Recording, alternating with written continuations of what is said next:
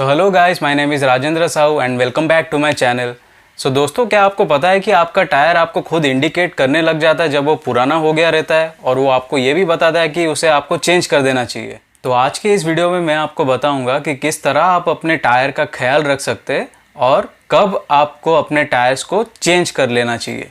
तो दोस्तों, मैंने अपने पिछले वीडियो में आपको टायर के रिलेटेड एक बेसिक इन्फॉर्मेशन दिया था कि कैसे आप उस टायर कोड्स को रीड कर सकते हो। अगर आपने उस वीडियो को ना देखा हो तो ऊपर दिए गए इस आई बटन को क्लिक करके उस वीडियो को भी ज़रूर देखिएगा। तो चलिए स्टार्ट करते हैं आज का वीडियो। तो टायर में सबसे इम्पोर्टेंट चीज़ जो होता है जिसको आपको फर्स्ट देखना है वो होता है उस टायर का डेट ऑफ प्रोडक्शन। तो ऊपर दिए गए इस एग्जांपल में आप देख सकते हो कि इसका डेट ऑफ प्रोडक्शन है 51th week of year 2015।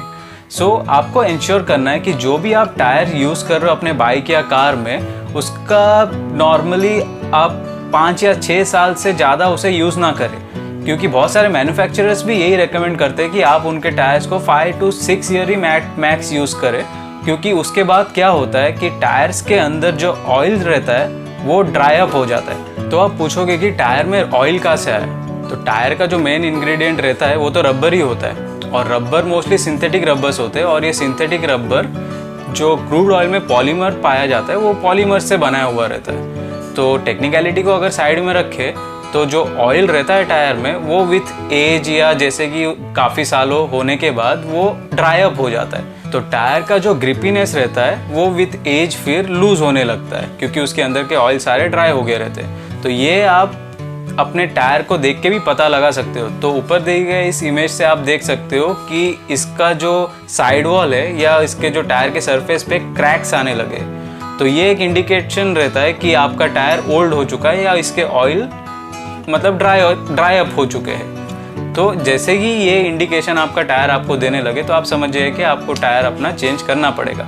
Otherwise क्या हो सकता है कि अगर आपके टायर में ग्रिप है ही नहीं और आप उसको चला रहे हो तो ऑब्वियसली फिर पानी के सरफेसेस पे वो स्किड करेगा ही आपका टायर। दोस्तों, जो सेकंड पॉइंट आपको ध्यान देना है वो होता है आपका ट्रेड वेयर इंडिकेटर या TWI, जो आपके टायर के ऊपर लिखा हुआ रहता है। तो ये काफ़ी इंपॉर्टेंट चीज़ है, क्योंकि ये आपको बताता है कि आपके टायर का थिकनेस अभी कितना बचा है। आपने बहुत सारे ऐसे टायर्स देखे रहेंगे जो इन सिंपल वर्ड्स टकले हो चुके हैं, मीन्स वो पूरी तरह से घिस चुके हैं। तो एक्चुअली जो रिकमेंडेड टायर थिकनेस रहता है वो होता है 1.6 mm। तो उसको आप मेजर करने के लिए गेज भी आता है जिसका मैं लिंक डिस्क्रिप्शन में दिया रहूँगा। अब उसकी मदद से अपने टायर का जो थिकनेस है वो मेजर कर सकते हैं। अदरवाइज जैसे कि मैंने आपको बताया, ये जो ट्रेड वेयर इंडिकेटर्स रहते हैं इनके मदद से आप पता लगा सकते हो कि जब आपका टायर उतने थिकनेस के लेवल तक पहुंच चुका है।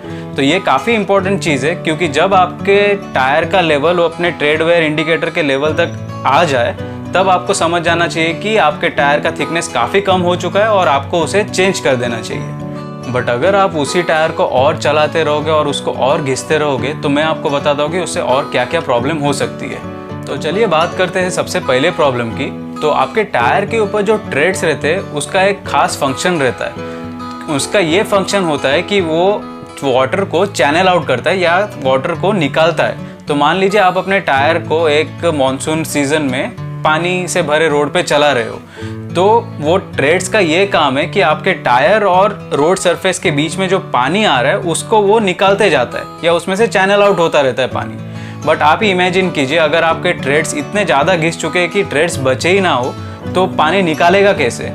तो इससे एक और प्रॉब्लम भी अराइज होता है, उसको कहते हैं हम हाइड्रोप्लेनिंग।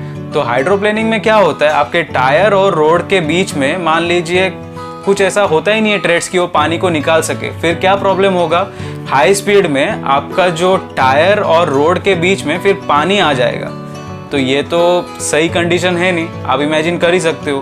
तो मतलब कुछ फ्रिक्शन बचेगा ही नहीं या ट्रैक्शन बचेगा नहीं, तो इजीली आपका गाड़ी स्किड होगा और एक्सीडेंट होने के चांसेस काफ़ी ज़्यादा बढ़ जाएंगे। आपने देखा कि कैसे आप अपने डेट ऑफ प्रोडक्शन और ट्रेड वेयर इंडिकेटर की मदद से अपने टायर का स्टेटस जान सकते हो। बट आपको इस चीज़ से कंफ्यूज नहीं होना है कि ट्रेड वेयर इंडिकेटर आपको इंडिकेट करता है कि आपका टायर कितना घिस चुका है। तो कुछ कुछ केसेस में ऐसा भी हो सकता है कि आप एक साल में ही अपना बाइक या कार इतना चला लो कि वो एक साल में ही घिस जाए और अपने ट्रेड वेयर इंडिकेटर के लेवल तक आ जाए। तो आपको उस टाइम पे चेंज कर लेना चाहिए।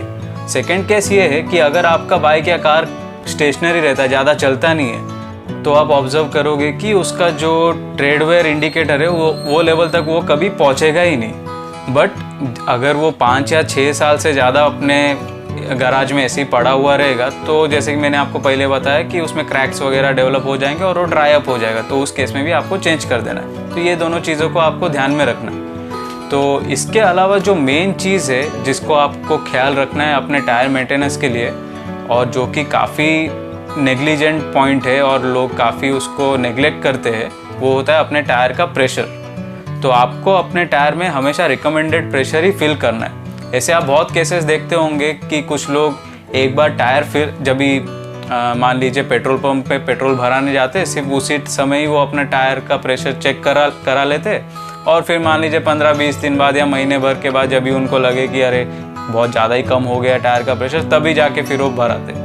बट ये सही प्रैक्टिस नहीं है। आपको जो रिकमेंडेड टायर प्रेशर है वो हमेशा ध्यान रखना है कि आप जब भी अपना बाइक चलाते हो, खासकर जब भी आप किसी लॉन्ग राइड पे निकलते हो या आप किसी ऐसे जगह रहते हो जहाँ का रोड कंडीशन अच्छा नहीं है, तो आप अपने रिकमेंडेड टायर प्रेशर ही फिल करके अपने बाइक या कार को चलाएं। इससे आपका टायर का जो लाइफ है वो इंक्रीज ही होगा।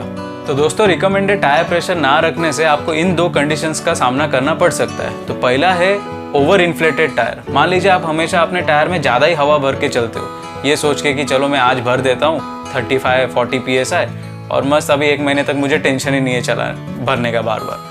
तो इससे क्या होगा, आपका जो मिड एरिया है जैसे आप इमेज में देख सकते हो, वो आपका ज़्यादा घिसते जाएगा एज़ कम्पेयर टू आपके साइड एरियाज टायर के। तो ये भी सही कंडीशन नहीं है, क्योंकि लॉन्ग रन में आपको हैंडलिंग इश्यूज आ सकते हैं और आपके जो बीच का ट्रैक्शन है वो कम होते जाएगा, तो स्किडिंग के चांसेस भी बढ़ सकते हैं। और जो सेकंड कंडीशन है उसे हम कहते हैं अंडर इन्फ्लेटेड टायर। मान लीजिए आप टायर में हवा भरना कभी आपको याद ही नहीं रहता है, तो उससे क्या होगा, जो आपका मिड एरिया है टायर का वो तो सही रहेगा, बट जो आपके साइड एरियाज है वो आपके घिसने स्टार्ट हो जाएंगे व्हील रिम के वेट के वजह से। तो ये भी कंडीशन सही नहीं है, इससे भी आपको हैंडलिंग और स्टेबिलिटी के आगे जाके इश्यूज आ सकते हैं। तो इसके अलावा दोस्तों एक और कंडीशन भी आपको देखने मिल सकता है, जो कि काफ़ी रेयर केसेस में, उसे कहते हैं हम स्कैल्पिंग। उसमें क्या होता है कि आपके टायर में जो वेयर होता है वो दोनों साइड में अनइवन होता है। तो ये इससे आपको हैंडलिंग स्टेबिलिटीज़ के तो इशू आएंगे ही, बट इसका रीज़न आपके सस्पेंशन सेटअप से भी जुड़ा हुआ है। तो अगर ऐसा होता है तो आपको अपना टायर तो रिप्लेस करना ही है, बट आपका सस्पेंशन भी आपको चेक कराना पड़ेगा। तो दोस्तों, ये जो ओवर इन्फ्लेटेड और अंडर इन्फ्लेटेड टायर का इशू है, ये कार के टायर्स के लिए भी कॉमन ही है, बट कार्स के टायर में आपको और 2-3 टाइप्स के इश्यूज देखने मिल सकते हैं। तो पहला है उसमें से टो वेयर, जो कि मोस्टली आपको कार्स के फ्रंट टायर में देखने मिलेगा। तो उसमें क्या होता है कि जो कार के फ्रंट टायर का आउटर एज होता है वो ज़्यादा घिस गया रहता है इनर एज के कंपैरिजन में। तो ये मोस्टली तब होता है, मान लीजिए जब आप अपने टायर का रोटेशन नहीं करते हो, तो मोस्टली ये रिकमेंडेड किया गया रहता है कि आप 5000 माइल्स या मान लीजिए 7000 किलोमीटर में एक बार, या जब आपको लगे कि आपका स्टीयरिंग एक साइड में आपको खींच रहा है, तो उस टाइम पे आप अपने टायर्स को रोटेट करा लीजिए। तो ये प्रॉब्लम वहाँ ही सॉल्व हो सकता है। दूसरा जो टाइप है उसको हम कहते हैं कैम्बर वेयर। ये एक्चुअली टो वेयर जैसा ही होता है, बट ये थोड़ा उससे ज़्यादा एक्सट्रीम होता है। जब आप एक कैम्बर्ड वेयर टायर का कंडीशन देखोगे तो उसमें आप नोटिस करोगे कि टायर के एक एज से दूसरे एज तक ऐसे एक स्लैंट फॉर्मेशन हो गया रहता है। तो इससे हैंडलिंग और स्टेबिलिटी के तो नो डाउट इश्यूज आएंगे, तो इस केस में आपको टायर चेंज करना ही पड़ेगा। और जो थर्ड टाइप का एक इशू हो सकता है उसे हम कहते हैं पैची या कप वेयर। तो ये मोस्टली आपको ऐसे टायर्स के ऊपर ऐसे पैचेस में मान लीजिए ऐसा वेयर हुआ दिखेगा आपको। तो ये कंडीशन मोस्टली सस्पेंशन सेटअप की वजह से हो सकता है। तो जब भी आपके टायर में ऐसे पैचेस आना स्टार्ट हो जाए तो आप समझ लीजिए कि आपके सस्पेंशन में कुछ प्रॉब्लम है। तो आप अपना सस्पेंशन भी ठीक कराइए, और साथ ही साथ आप ऑब्जर्व कीजिए अगर ज़्यादा पैचेस फॉर्मेशन हो गया है और आपका राइड कंफर्टेबली नहीं हो पा रहा है तो टायर भी चेंज कर लेना इस केस में काफ़ी ज़रूरी है।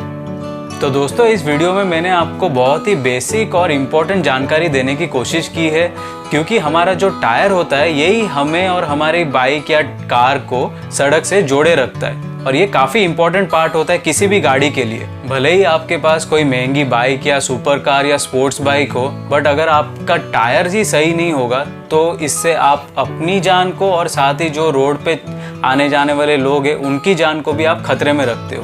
तो ये काफ़ी इम्पोर्टेंट चीज़ है जिसको आपको ध्यान रखना चाहिए और अपने साथ साथ अपने रोड पे आने जाने वाले पेडेस्ट्रियंस का भी ख्याल रखना चाहिए।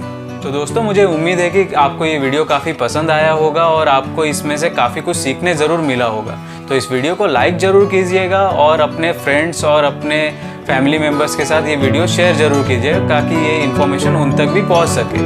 तो मेरे चैनल को सब्सक्राइब करना ना भूलिएगा। तो मिलते हैं आप सभी को मेरे नेक्स्ट वीडियो में। तब तक के लिए good bye and take care.